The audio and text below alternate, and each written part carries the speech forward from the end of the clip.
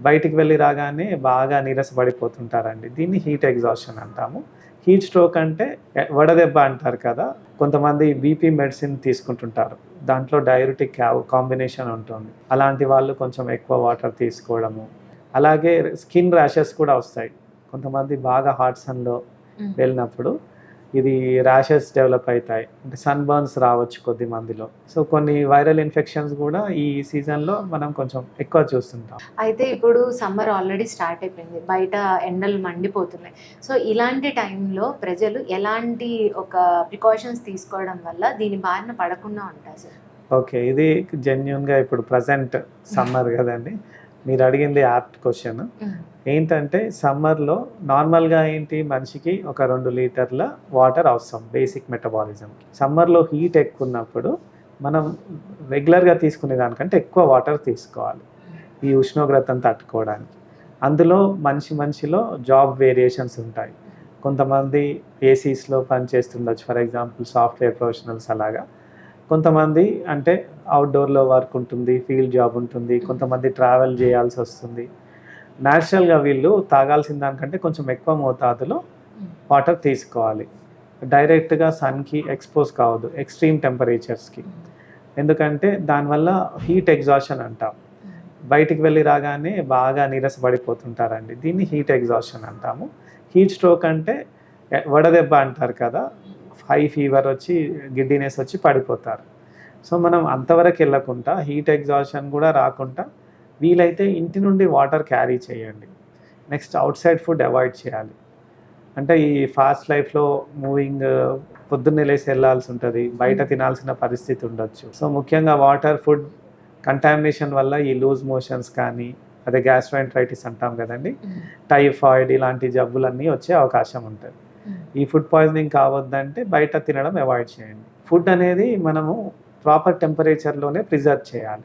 Food extreme temperatures పోతే అది పాడైపోయే అవకాశం ఉంటుంది. అంటే అది మనం నోటీస్ చేసే అది ఉండకపోవచ్చు. మనం తినగానే వితిన్ అవర్స్ మనకు వాంతులు, విరోచనాల్లాగా రావచ్చు. సో, బయట ఫుడ్ అవాయిడ్ చేయండి. ఇంటి నుండి వాటర్ క్యారీ చేయండి. Hand wash always proper hand wash చేసుకోవాలి ఫుడ్ తినే ముందు. దీనివల్ల చాలా జబ్బులకు దూరంగా ఉండగలుగుతాము. కొంతమంది బీపీ మెడిసిన్ తీసుకుంటుంటారు. దాంట్లో డయూరిటిక్ కాంబినేషన్ ఉంటుంది. అలాంటి వాళ్ళు కొంచెం ఎక్కువ వాటర్ తీసుకోవడము. నెక్స్ట్ కొంతమంది పేషెంట్స్ ఉంటారు. పర్టిక్యులర్‌గా 70 ఇయర్స్ పైబడిన వాళ్ళు లేదా మల్టిపుల్ మెడిసిన్స్ మీరన్నట్టుగా మెడికేషన్స్ ఏమన్నా తీసుకొని ఉంటే వాళ్ళు కూడా కేర్‌ఫుల్‌గా ఉండాలి. మరీ డీహైడ్రేట్ కాకూడదు. వాళ్ళలో తొందరగా వడదెబ్బ.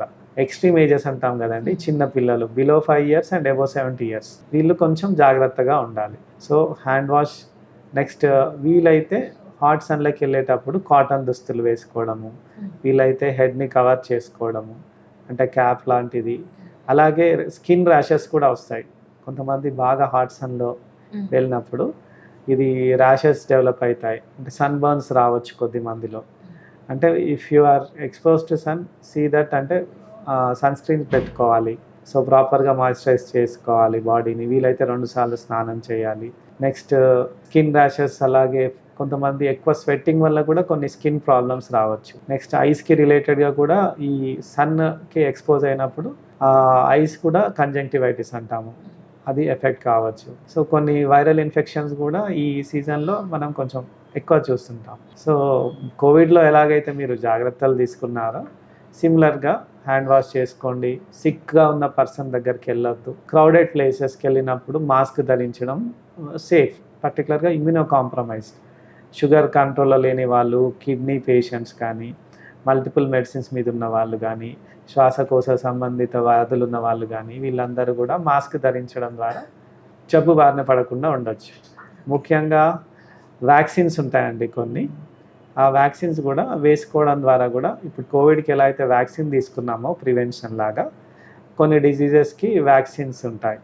డాక్టర్ పర్యవేక్షణలో వ్యాక్సిన్స్ తీసుకుంటూ డిసీజ్ బారిన పడకుండా మనం చూసుకోవచ్చు. Hi everyone, Nenu mi Vedika. Please subscribe to Volgo Health. Don't forget.